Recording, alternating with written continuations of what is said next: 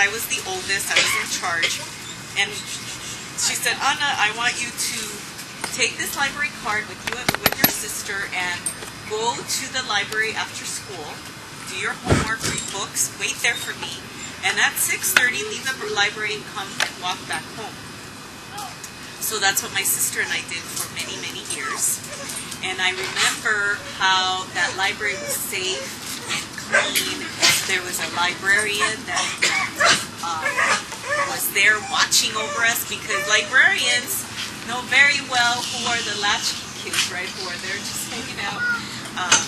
And so the city library, I feel, saved my life and made me a good student, because I must have read most of the books in that library, and all of the books in the young adult section, for sure. I remember the second thing, too, is the local park where my sister and I did after-school programs. So we had drill team and dance team, and the city paid for the instructor and the classes, but we had to raise money for our uniforms. So what we did is we sold chocolate bars with the almonds in it, and I know some of you who are parents do that for your kids, too. And I remember going on the yellow school bus to competitions at Disneyland, Magic Mountain. So I know that made a difference in my life. Another key factor for me was my teachers. So in high school, I had a history teacher. His name was Mr. Katie. He went to Berkeley in the 60s.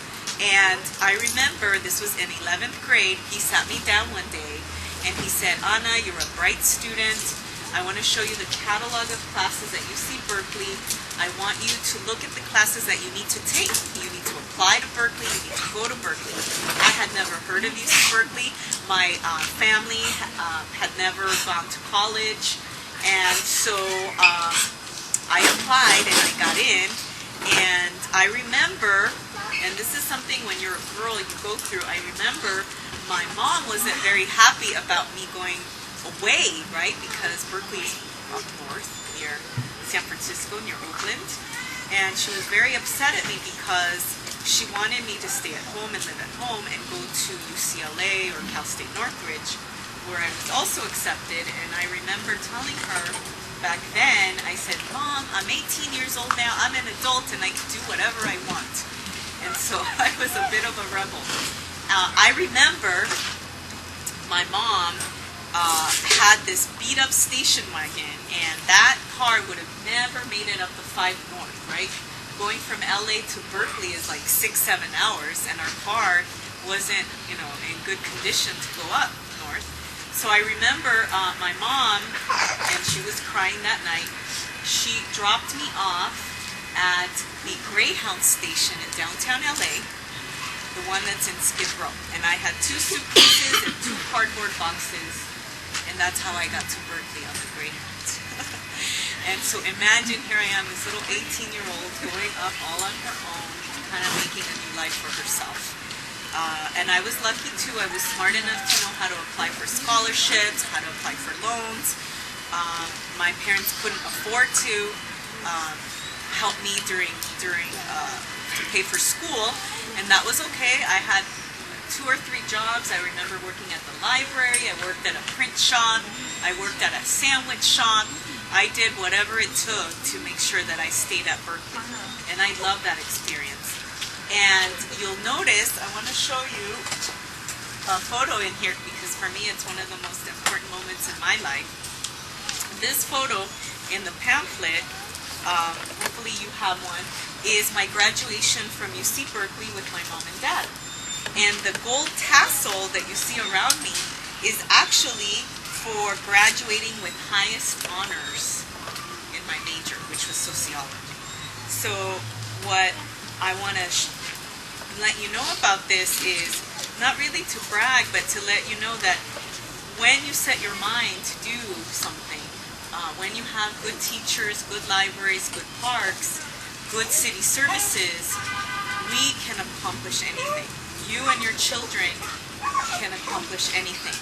And at the end of the day, that's really why I'm running, because I see a lot of need in District 9. I see a lot of areas where I can come in and make a difference, right, and make things better. my family has lived in the district for over 20 years. So my cousin and her husband and her kids live on 62nd and Budlong, which is on the other side of the district. My sister lives a few blocks over on 65th and St. Andrews. I live on 40th and Broadway. And so I know through them and through my experience how tough it is for families.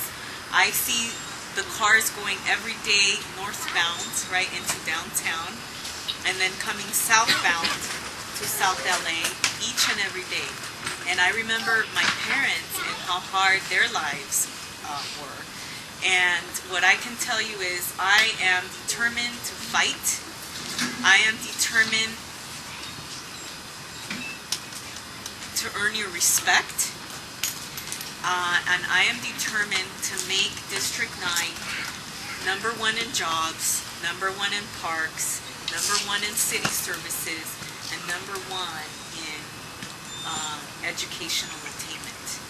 Because right now, the people's perception of District 9 is the opposite. And I remember being interviewed by the LA Times editorial board, which is a big deal, right? Because you want to be endorsed by the LA Times.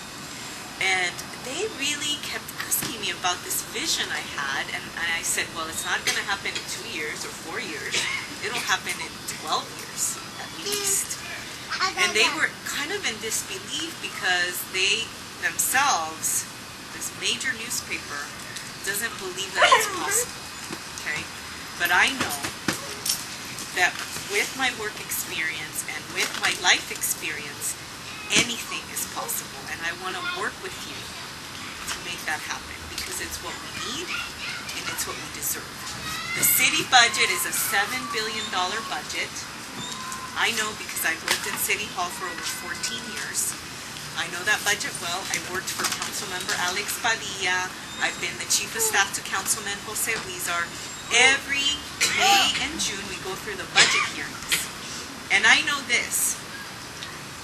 Each of the 15 council districts should get the same amount of money and revenue and resources. But here in the 9th, we don't. Now, there's no formula in the budget that says, okay, the 9th council district reduce their apportionment by 50%.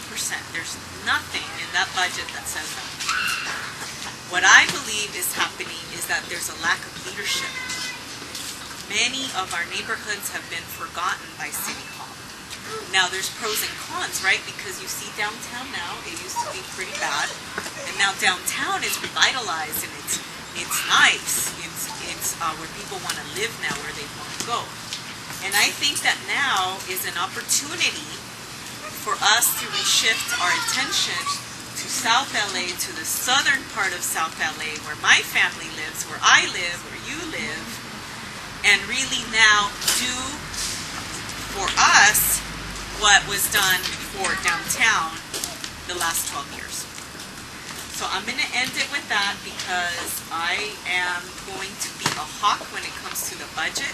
I will not allow any city department to tell me, well, Ms. Cubas, the money is not there, because I know where the money is. And when they sit before me, as a councilwoman, I hope, I will be able to show them their own budget and say, I don't think so. I'm very proud to have the endorsement of Councilwoman Rita Walters. I met the councilwoman a long time ago, back in 1998 when I started working at City Hall. She used to represent the 9th. She is on the Library Commission right now, so she knows my affinity and my love of libraries. But she and I are in agreement that we need to focus on the basics. We need to make sure that our district gets its fair share. And obviously, I'm very happy to have the endorsement of Councilmember Jose Huizar, who gave me the amazing opportunity to be a chief of staff. Let me tell you, not many women are provided that opportunity. It's a very rare opportunity. And so I'm very thankful to him because not everyone gets that chance. And so with that, I'll end, and I will be happy to take questions.